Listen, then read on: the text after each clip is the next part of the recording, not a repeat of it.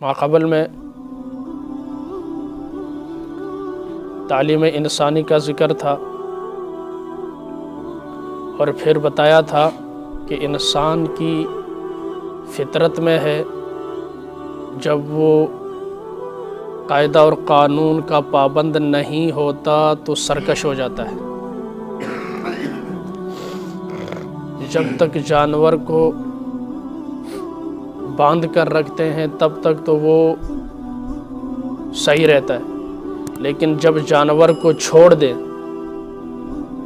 آزاد کر دیں، تو پھر وہ ایسا سرکش ہو جاتا ہے، وہ نقصان پر نقصان کیے جاتا ہے۔ تو شریعت کی رسی نے انسان کو باندھا ہوا ہے۔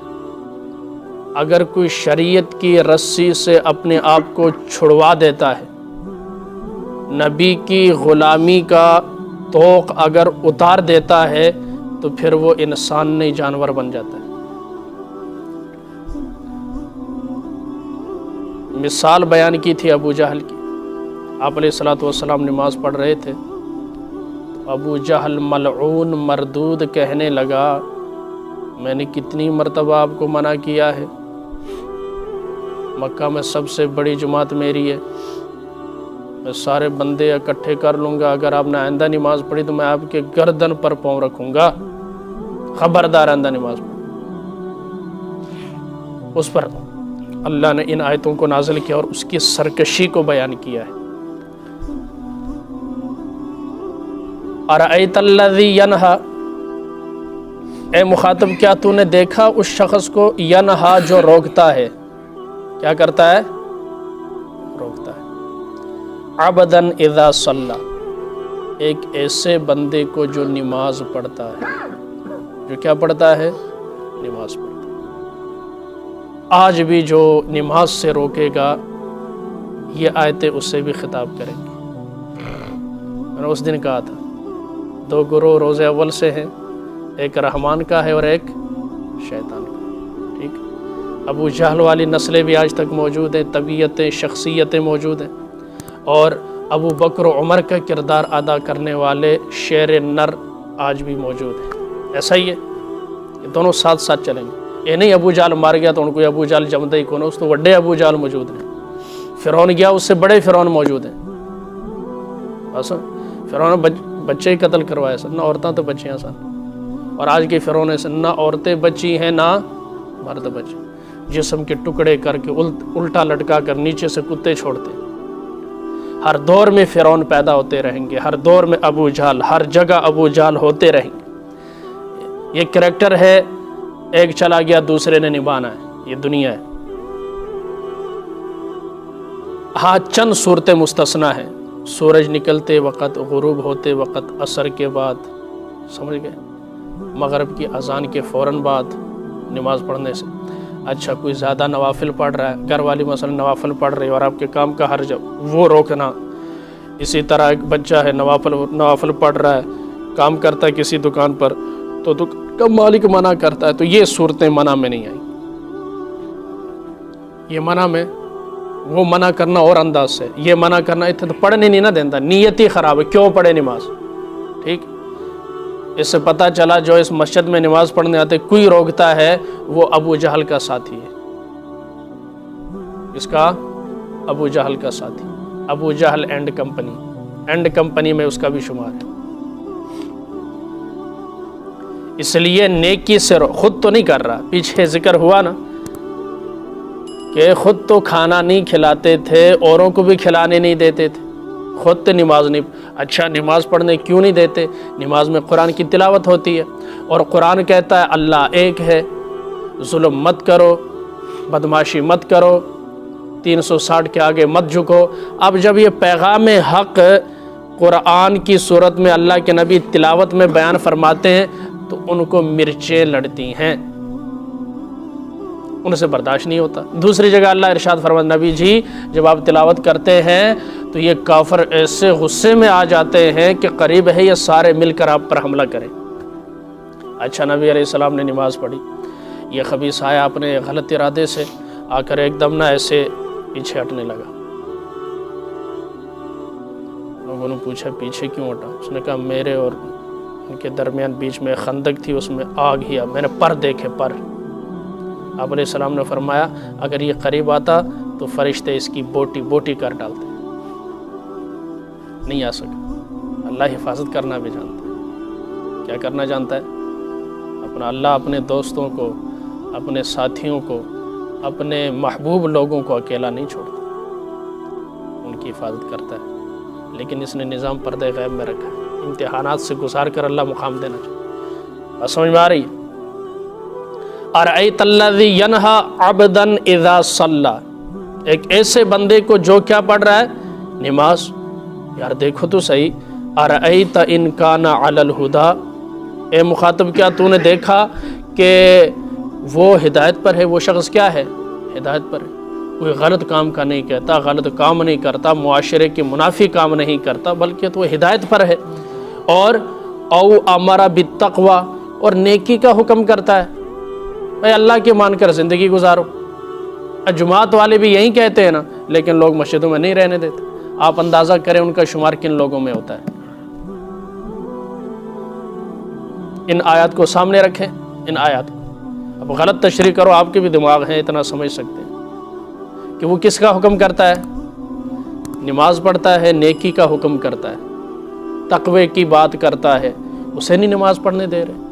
اور جو کہتے ہیں آؤ اپنی مسجد کو آباد کرو، مسلمانوں ہم نماز پر آ جائیں، یہی کہتے ہیں نا جماعت والے، یہی محنت ہو رہی ہے۔ اچھا گستاخ نکلو یہاں سے، نکلو۔ بندہ پوچھے جو نماز کی طرف دعوت دیتے ہیں وہ گستاخ ہے، اور جو مسجد میں ٹھہرنے نہیں دیتا، مہمانوں کی عزت نہیں کرتا، پردے سے کیا ہوتا ہے؟ جی آپ کے ہاں آئے تھے، میرے آقا نے فرمایا جو اللہ اور اس کے رسول پر ایمان لایا ہے، ایمان رکھتا ہے، اس کے ذمے واجب ہے، ضروری ہے کہ وہ اپنے مہمان کی تکریم کرے۔ جیسے اللہ رسول پر ایمان نہیں ہے وہ نہیں کرے گا۔ یہ حدیث سامنے رکھیں، قرآن کی یہ آیت سامنے رکھیں۔ ہم پوچھتے ہیں جناب آپ کیسے عاشق رسول بن سکتے ہیں؟ نہ نبی کا فرمان آپ کو عاشق رسول مانتا ہے، نہ اللہ کا قرآن آپ کو مسلمان مانتا ہے۔ یہ کھیل تو نہیں ہے۔ ضد میں نے کل کہا، ضد اپنی جگہ، عنا، ہٹ درمی، بغض اپنی جگہ، لیکن کردار کون سا ادا کر رہے ہو یہ دیکھو۔ تمہیں کل کس صف میں کھڑا کیا جائے گا یہ سوچ لو، بس کس صف میں کھڑا ہونا ہے، مرضی آپ کی۔ ابو جہل کے جو نماز سے روکتے تھے، مسجد سے روکتے تھے، مسجد میں نہیں جانے دیتے تھے۔ حضرت عمر آئے تو مسجد میں گئے نا، اس سے پہلے نبی چھپ کر نماز پڑھتے تھے۔ اب جو مسجد میں نہیں جانے دیتا کن لوگوں کا کردار ہے دیکھیں ذرا۔ تاریخ بھی اٹھانے کی ضرورت نہیں، سیرت کی کتاب اٹھا لیں، کوئی سا بھی قرآن اٹھا لیں، امام احمد رضا خان صاحب کا قرآن مجید اٹھا کر دیکھ لیں، یہی تشریح ملے گی۔ جو نماز سے روکتا ہے، کس سے روکتا ہے؟ اور حیرانگی ہوتی ہے مقامی مسلمانوں پر، تو ہمارا علاقہ نہیں ہے، ٹھیک ہے، وہاں تو ہم دشمنی مول لے لیتے ہیں، اور اس طرح اگر کوئی نہ چھوڑو پورے گاؤں سے دشمنی مول لے لیتے ہیں، کہتے ہیں جی ایسی کی کری ہو پینڈ ڈالے نہیں چھڑ دے، اور یہ پھر انتشار پیدا ہوتا ہے۔ اصل میں آپ کا ایمان ختم ہو چکا ہے، آپ کی غیرت ختم ہو چکی ہے، دینی حمیت ختم ہو چکی ہے، کہ تمہارا گاؤں، آپ کا علاقہ، کہ وہاں مسلمان جو نماز پڑھنے آ رہے ہیں مسجد میں ٹھہرنا، وہ نہ کسی کا نہ وہ چغلی کرنی کسی، نہ آپ کے گاؤں کے راز معلوم ہے، نہ آپ کو لڑانا چاہتے ہیں، اور چند شر پسندوں کی وجہ سے نیک لوگوں کو نکال رہے ہو، نیک لوگوں کی وجہ سے ان شر پسندوں کو نکالو، گاؤں امن کا گہورہ بن جائے۔ لیکن پانی ہمیشہ کمزور جگہ ٹوٹتا ہے، نزلہ بر عضو ضعیف، سمجھ، غصہ سارا کمزوروں پر اترتا ہے۔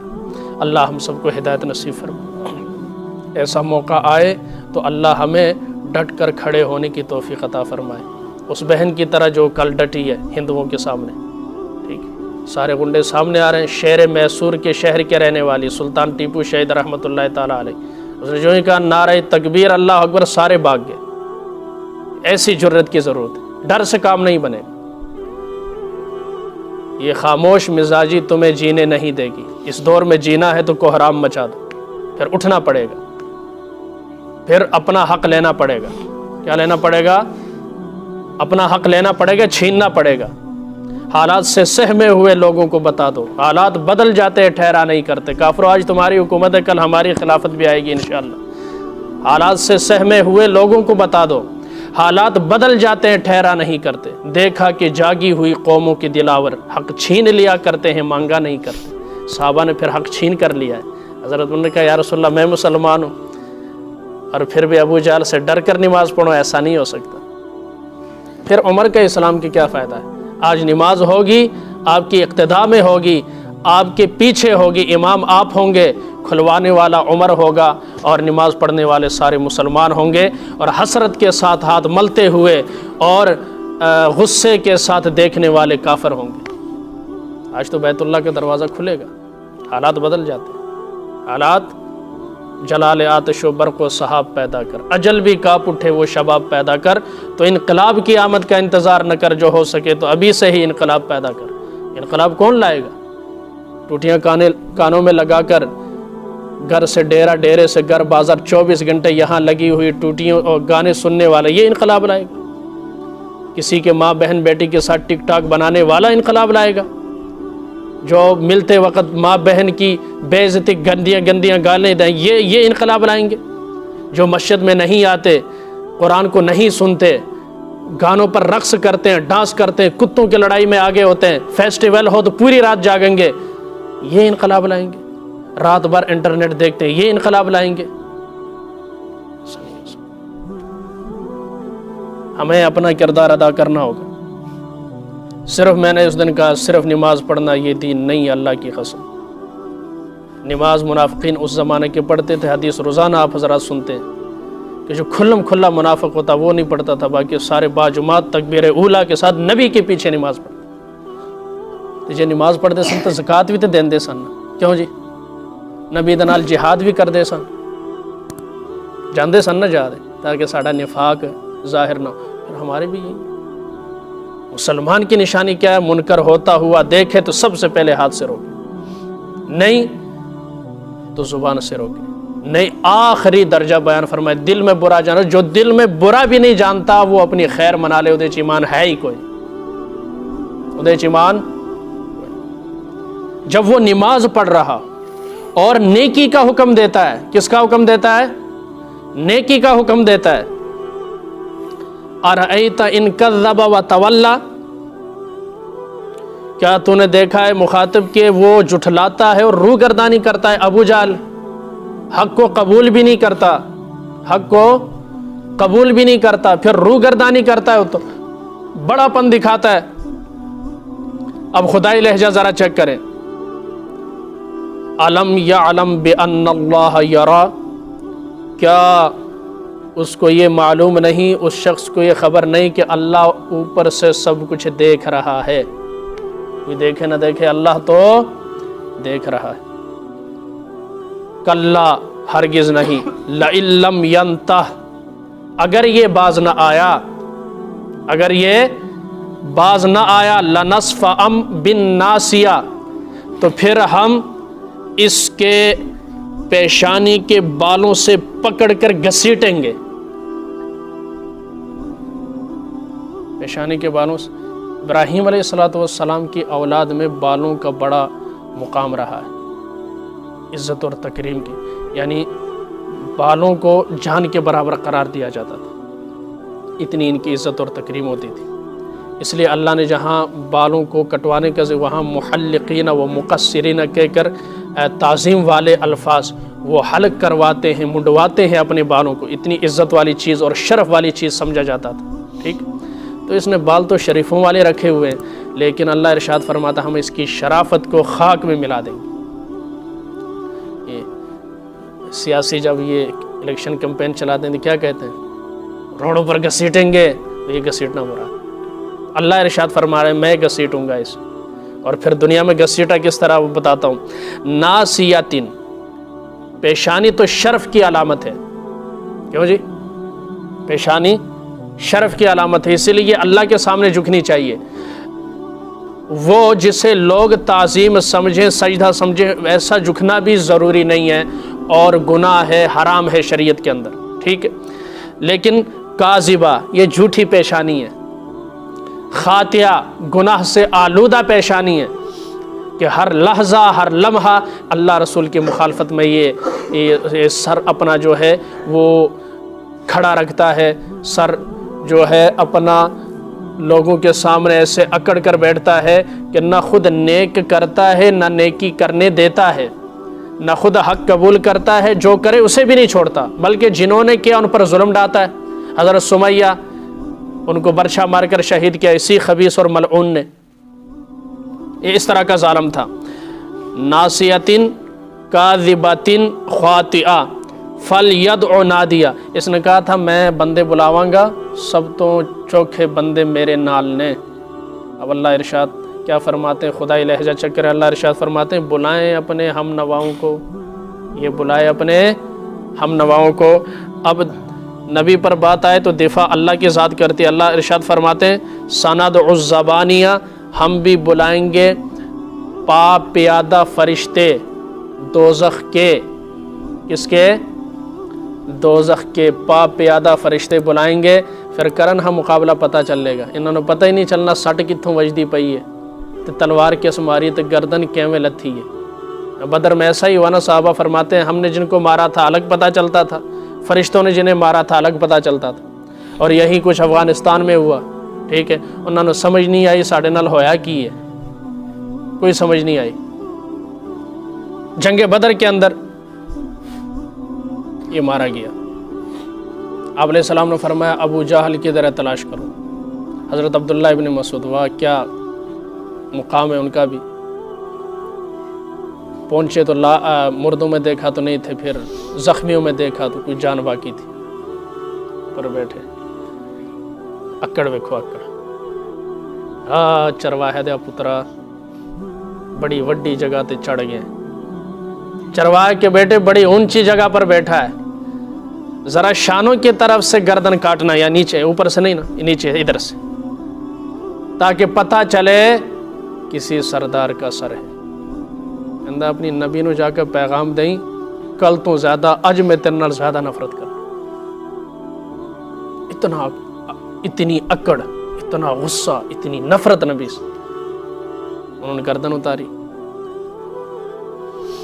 ابو جہل نے کہا میری تلوار سے مارنا دیکھو، اندر بڑی تیز ہے، تیرا کام ہو جائے گا، تو جو جاننا ہے نا مار نہیں، گردن ہی لانی ہے، تیز نال جلدی ہو جائے گا، بڑی تیز تلوار ہے تے سردار دی تو میری تلوار نال ماری، اپنی نال نہ ماری۔ کافر کی اکڑ دیکھے، یہی اکڑ آج کے کافر کے اندر بھی موجود ہے، مسلمانوں کچھ نہیں سمجھتے۔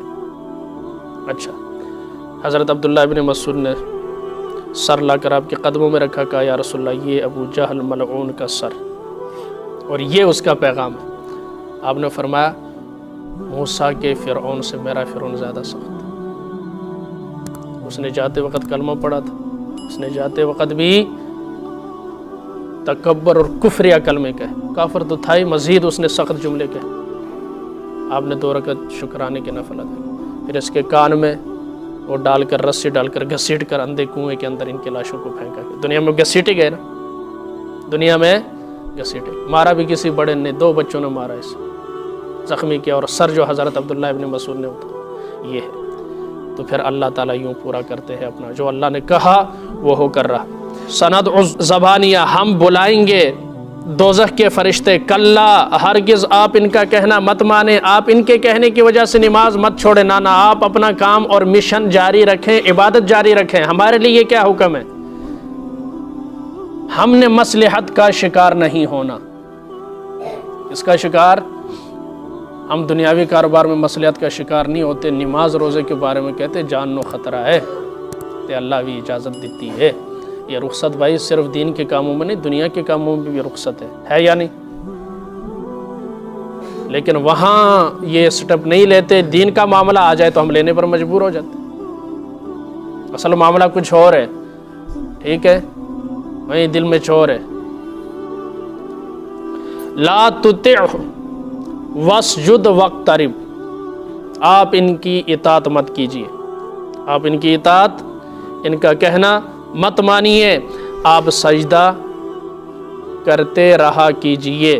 کیوں؟ واقترب، اور قرب مانگتے رہیں، سجدے میں ہی سب سے زیادہ انسان اللہ کے قریب ہوتا ہے۔ سجدہ عاجزی کی نشانی ہے۔ اب دیکھیں نبی سر تا سر، سر تا پا عاجزی انکساری کا نمونہ ہے، نبی مجسمہ ہے، پیکر ہے، اور دوسری طرف ابو جہل سر تا پیر تکبر کا مجسمہ ہے اور نمونہ ہے۔ دو کردار اللہ سامنے بتا رہے ہیں کہ منع کرنے والوں کے ساتھ کیا ہوا اور ہمیشہ جھکنے والوں کے ساتھ کیا ہوا۔